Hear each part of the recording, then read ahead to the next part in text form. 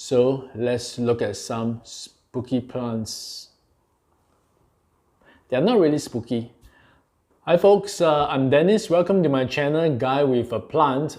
In today's episode, I'm going to show you some of the gothic looking plants that I really like. You know, those with dark foliage. And since Halloween is coming really soon, in fact, I think by the time this video is uploaded, it should be the eve of Halloween. I thought it is really appropriate to showcase some dark plants that I have on my wish list. And what I'm going to do is to pick one from each genus. So there will be a Philodendron, Hoya, Anthurium, etc. To show you. So let's look at some dark plants.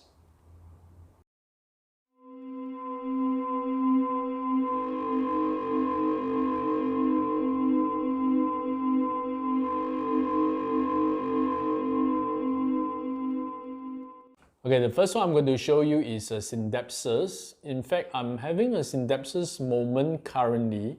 I'm crazy collecting some of them.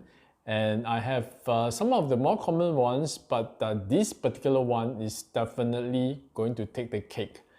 This is definitely on the top of my wish list, and if I can only choose one, this is going to be the one.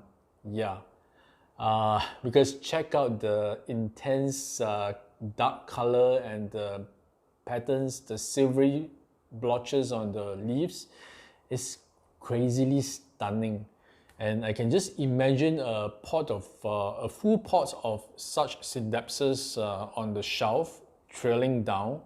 I think that is going to be simply breathtaking. Okay, I don't know much about this variety of Pictus exotica.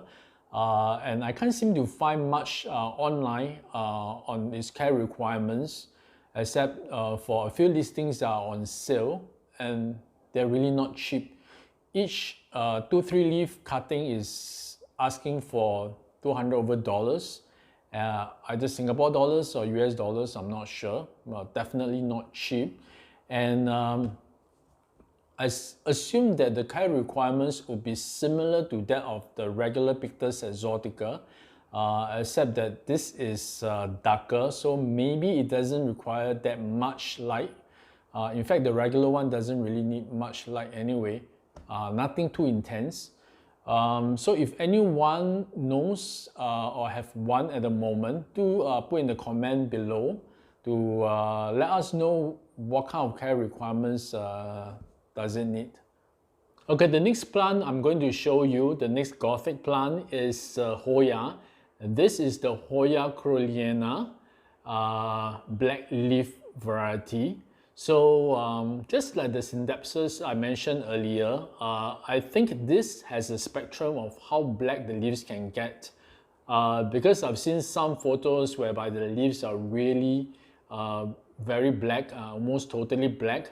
But there are also some photos which show that there is more green in the leaves. So there are a certain level of black coloration, but the background is a little bit of darker green.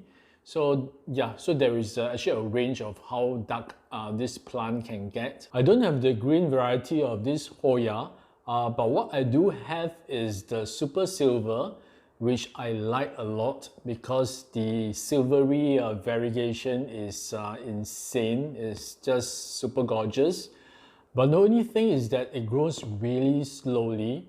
I don't think I've seen much growth from it for months already. So, okay, going back to the black variety of this Hoya, I would think that if you give it much lower light conditions, it'll give you more green leaves as opposed to black ones. So I kind of suspect you will need to give higher light to maintain that dark coloration. Okay, this black Hoya is not really a very uncommon plant, or at least not in Singapore. I've seen some people selling online, but not many. But it's not really very expensive. They were selling like maybe $15 to $18 Singapore dollars for a small cutting, maybe 4 to 5 leaves, which I think is pretty decent. I mean, of course, if you want to get a full plant, I saw a listing that's based in Thailand, and that costs about 79 US dollars. So for me, if I want to get one, I'll probably just get the smaller cutting and just let it grow out. Okay, the next dark plant I'm going to show you is definitely worthy of this Halloween theme. This is an Alocasia, and this is Alocasia cuprea. I'll put a photo here and you'll see how amazing looking this plant is in a very strange and weird kind of way. And the veins make an interesting pattern on the leaves, which are very glossy and reflective, and therefore making this plant really very strange looking indeed. It looks like it's something from the set of Alien. So definitely a very Halloween looking plant. But this is an Alocasia, so yeah, spider mites alert.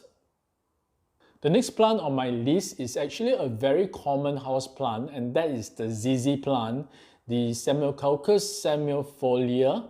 But of course, we are talking about the black variety, which is the Raven ZZ. So this plant is totally black. The leaves are totally black, including the stem. But when the new leaves come through, they are actually green, and then over time they will turn black. The Raven ZZ was very popular about 1 year plus ago, and the prices then were crazy. I think a decent size specimen can easily cost you over hundreds of dollars. But I think the popularity has kind of waned in the recent times. So the prices now are more reasonable. So if you want to get one, this should be the time to, to purchase one. From what I understand, the growth of this Raven ZZ is really very slow growing compared to its green counterpart. And yeah, that makes sense because it doesn't have chlorophyll or much chlorophyll, so definitely it will grow much slower. And also do not overwater them, ZZ plants in general, because the roots will rot really fast. And just water them, say, once every 3 weeks to a month, and or when the potting medium is really dry, then you give them a drink. That should suffice.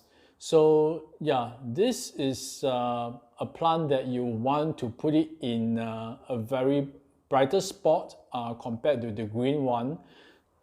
So from the name of this next plant, you will know that it's definitely worthy of the Halloween theme. And this is a begonia, and it is a Begonia davederiana. That's an amazing name, right? This Gothic begonia is definitely not a common begonia, but it's also not totally unavailable. I'm sure you can find it online. It's just that the prices are not exactly cheap, so be prepared to pay a little bit more. I think locally they cost about $200 over Singapore dollars. Yeah, but they are really gorgeous. Look at the dark foliage and the lime green trimmings along the edges of the leaves. And these plants, this begonia, they really do need very high humidity. So it's not something that's suitable for my place unless I keep it in a terrarium where I can keep the humidity levels high. So yeah, they also need partial shade to bright shade, so don't keep them under direct sunlight. I'm thinking of starting a terrarium just for this kind of begonias, and I've one here, this Begonia Julau, which I'm keeping it in a Starbucks cup, so it needs a proper home. So I thought it would be an interesting project to start this terrarium. Who knows, maybe in my next few videos. Okay, the next category is Anthurium, and this is Anthurium Black Love. which is a cultivar.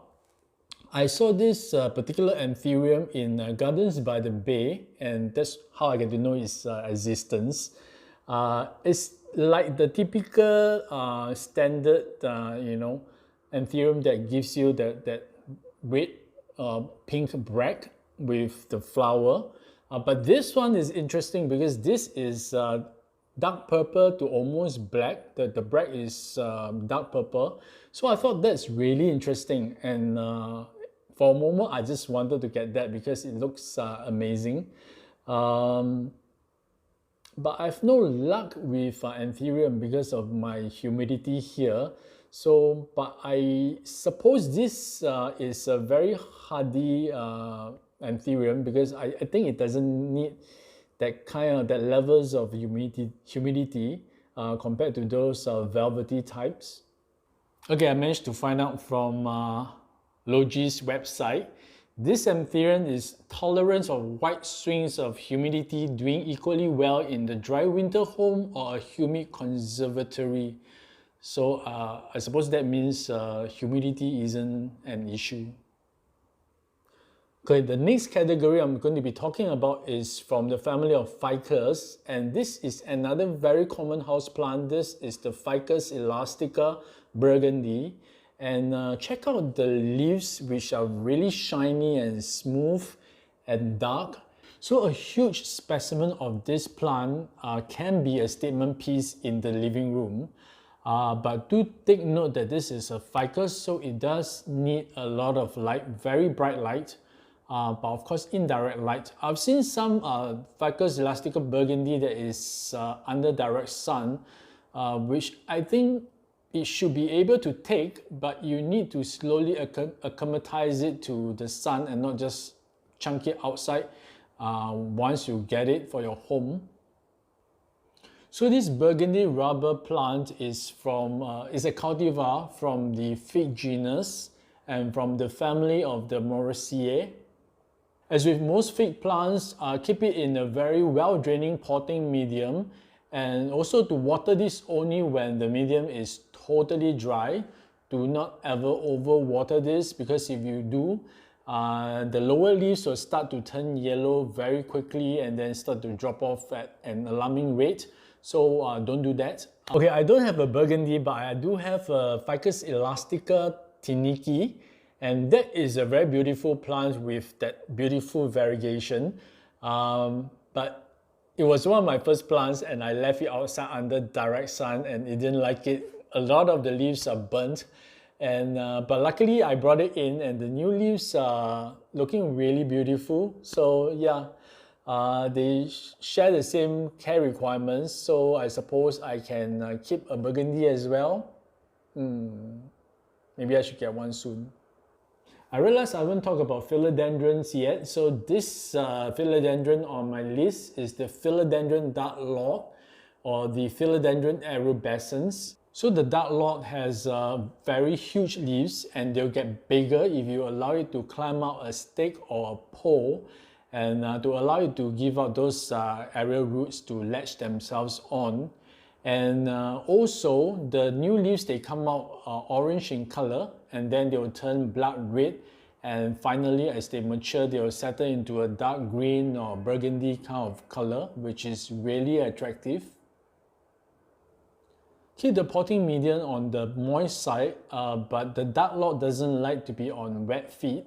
So as usual, keep the potting medium really airy and chunky. So when you water, the water can actually go through the drainage holes, and give it a good thorough watering. So that will be beneficial to this dark lord. The next Gothic plant I'm going to be talking about is a taro plant, and the genus is Calocasia. This is the Calocasia esculenta, and it is commonly known as the black coral. This plant is also sometimes commonly known as the elephant ear because it can grow very big, up to 4 feet in height and 3 feet in width. If you look at the leaves are actually quite big as well, and they are very dark. It's very deep dark purple to almost black. The black coral grows in very swampy areas like the bogs and the marsh, and also in ponds. So this plant definitely needs a lot of water. So therefore, it will also need very organic and dense potting medium that needs to be watered very regularly. In fact, it can be almost aquatic in nature for it to thrive. When it comes to light, if you give this dark coral very bright lights, or in fact direct sun, you will get very beautiful intense dark colors on the big foliage.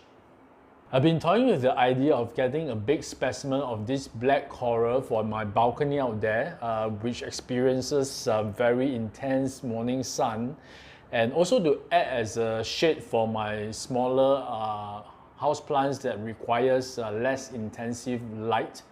And yeah, anyway, the conditions are perfect for the black coral, so I was thinking, why not? Maybe I should be getting one really soon. Okay, the last dark plant on my list is a Calathea, and this is a Calathea rosiopicta, also known as a dotty. Check out the very dramatic round and big leaves of this plant, and it has very dark coloration overall with this pinkish purplish trimmings along the sides of the plant, of the leaves, as well as one very striking vein right in the middle. Of course, I don't have this plant yet, but I did get one for my friend a month ago, and I hope it's doing well.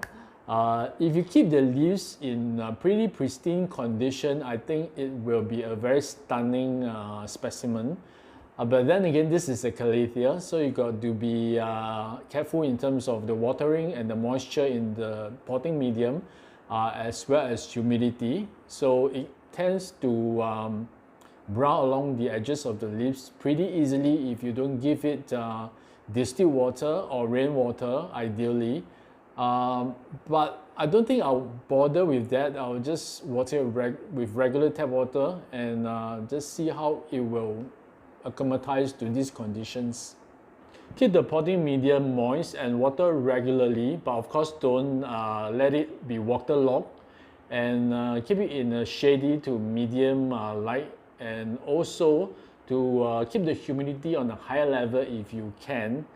And also, if you can afford it, use distilled water or rainwater instead of the regular tap water, because they are pretty sensitive to the minerals in the water. So thank you for watching this special Halloween edition. If you like planty contents like this, I hope you can subscribe to my channel and also to like and comment on my videos.